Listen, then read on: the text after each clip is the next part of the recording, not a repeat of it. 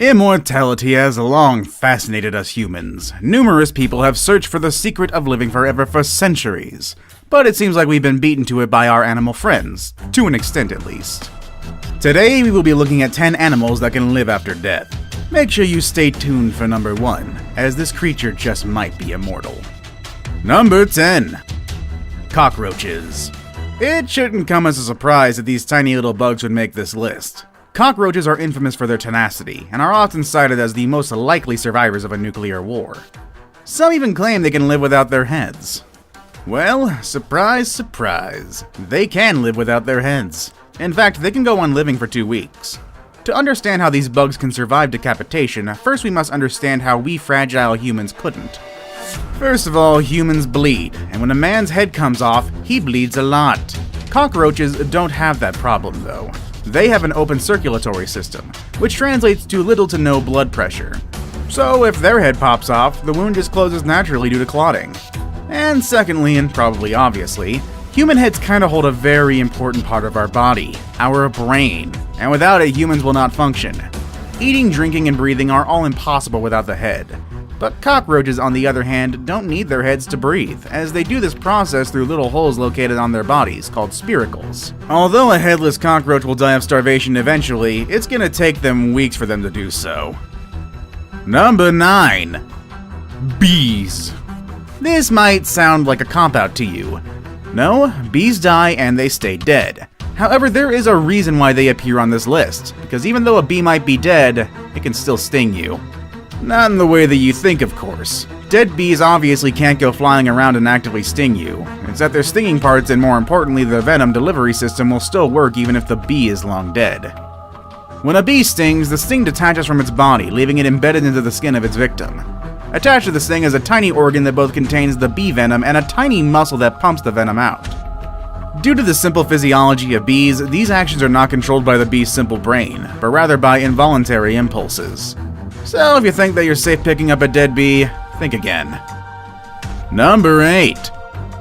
Chickens. There is truth to the expression running around like a headless chicken, after all. Yeah, ask any farmer and they'll tell you, chickens can still run around with their heads cut off, and there's a very simple reason for this, and it's not because chickens are zombies. No, the reason is, believe it or not, human error. This error happens to be a butcher's error, to be more specific. You see, a chicken's central nervous system is very different from us humans. Some basic bodily functions are controlled not by the brain itself, but by certain parts of the brain stem. So, what does this all mean? Well, the butcher chopped the chicken's head to high. Most of the time, it's just the forebrain of the chicken that comes off with its head, leaving the brainstem and the cerebellum quite intact. In fact, if the butcher also misses the jugular, not only will the chicken continue to move, it sometimes can still breathe. Of course, it eventually starves to death. But there is one special case that a chicken survived 18 whole months without its head. Number 7. The octopus. I'm pretty sure that you've seen videos online where an octopus after being chopped up continues to move. In fact, in certain Asian countries, eating fresh octopus is a deadly delicacy. It's not really the octopus that survives after being chopped up, but rather 8 wily arms that continue to move about. And it's these 8 arms that usually get stuck in someone's throat, resulting into a very bad day. The reason why octopus's arms maintain mobility even after being chopped off is quite fascinating. It's because their central nervous system is quite unique. You see, most of an octopus's nerve cells, 2 out of 3 of them in fact, can be found not in the brain where you would expect them to be, but rather in its tentacles. And these arms can continue reacting to stimuli even if they are no longer connected to the main brain. In fact, they remain responsive even after the octopus has been long dead and the arms severed. Researchers in St. George University in London conducted extensive experiments on this phenomenon. After the animals were euthanized, their arms were removed and kept in chilled seawater for up to an hour until they were ready for experimentation. Some arms were suspended vertically, and others were laid out horizontally. They then pinched them. The suspended arms recoiled from the unpleasant stimulus by shortening and curling in a corkscrew shape within 1 second. Horizontal arms also moved away from the undesirable stimuli, many bending in a sort of contrived joint toward the top. These movements can happen up for a week after the octopus's death. Number 6. Salamanders. If you're gonna come up with a list of animals that stubbornly continue to live even after apparent death, you'll be hard-pressed not to include the salamander. This animal has always been synonymous to long life and immortality. It's even revered by people who believe in magic, believing that the amazing regenerative powers of this animal can be considered paranormal. Salamanders have the uncanny ability to regenerate any part of its body that has been chopped off. More amazingly, these regrown parts actually function the same as, or in some cases, even better than the original parts. This is mainly because of a special protein found in salamanders, which facilitates the replication of cells. This protein can also be found in humans, but in smaller quantities, and they help us heal from our wounds. So does this mean that we can soon regenerate severed limbs? Well, we're not quite there yet. But scientists are continuing to study salamanders and how their unique ability can benefit humans in the future. Number 5. Frogs. It has been discovered that frogs continue to move around even when they're brain dead, or to put it more accurately, with its brain missing. This experiment was brought about when scientists discovered reports of various headless animals continuing to move about. That's very impressive on its own, but let's face it, there's only so much any creature without a head can do. So what happens if you leave the frog's head intact, but take out its brain, you ask? Well, thanks to the "let's chop out its brain and see what the hell happens" approach to science taken by 19th century neurologist David Ferrier, we can tell you. A headed but brainless frog actually behaves very similarly to a frog with its gray matter perfectly intact. If you turn it upside down, it will right itself. If you pinch its feet, it will hop away. If you put it in water, it will swim to the side and climb out. And perhaps most disturbing of all, it'll even croak contentedly if you stroke its back.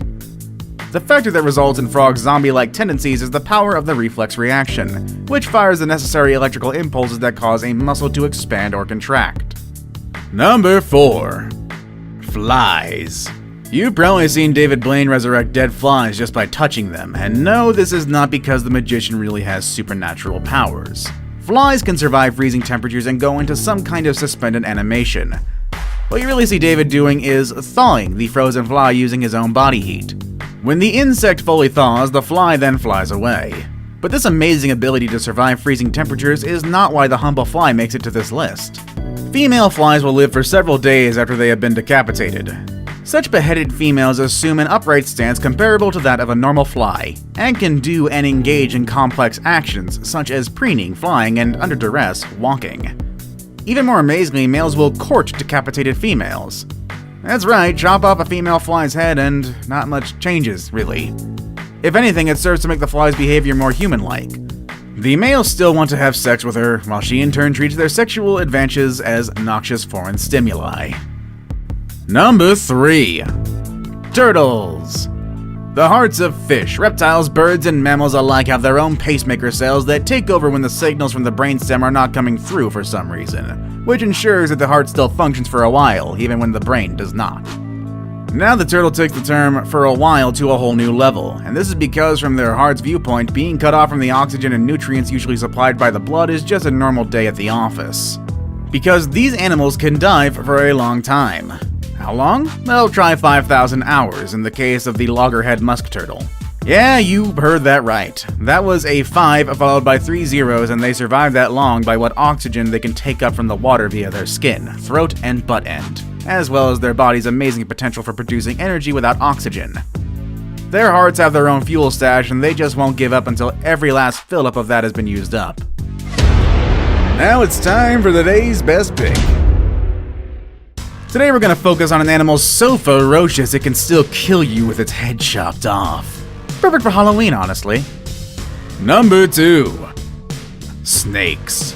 People's reaction when faced with a highly venomous snake can be boiled down into 3 categories: running away, freezing on the spot, and oh god, kill it, chop its head off. While indeed chopping the thing's head off may seem the most feasible way to avoid getting bitten, the truth is that may not be the case. A snake's head, a vessel for its fangs and deadly poison sacs, still have the ability to bite you and deliver deadly venom, even if it's no longer attached to the rest of its body. The snake has heat-sensitive pits at either side of its face, which it uses to detect threats. And let's face it, if you're close enough for your body heat to be detected, you're close enough to be considered a threat. These heat-sensitive pits are capable of detecting a threatening presence for hours after death, which means the snake may continue to defend itself, zombie style. And yes, this even applies if the body is no longer attached. I saved the best for last, but first, I have a quick challenge that takes only 5 seconds to complete. If you can leave a like and subscribe within the next 5 seconds, you'll get 10 years of amazing luck. Just try it, it really works. Number 1. Flatworms. Are you familiar with the old wives' tale about how earthworms reproduce? It states that if you cut an earthworm in half, 2 earthworms will form from the severed halves. Of course, this has since been proven to be completely hokum. However, substitute the earthworm with a flatworm, and then this old wives' tale suddenly becomes a very true disturbing story. Flatworms, or planarians, are known as masters of regeneration. They can rebuild any part of their bodies after amputation. If one is cut in half, the head portion grows a tail, and the tail portion grows a head. Cut it into 20 pieces and 20 new worms, each an exact copy of the first, are created. This has been exploited by Nottingham University scientists who have created a colony of more than 20,000 worms. And guess what? They're all from one original, whose bodies and organs do not appear to age. They are confident a single worm which did not divide would live forever, unless it catches an infection or another illness. Which deathless animal is your favorite? Let us know in the comments section down below. Want more videos that would probably still exist until the end of time? Click on any of the videos you see on the screen. As always, thanks for watching everybody, and you all have a good weekend.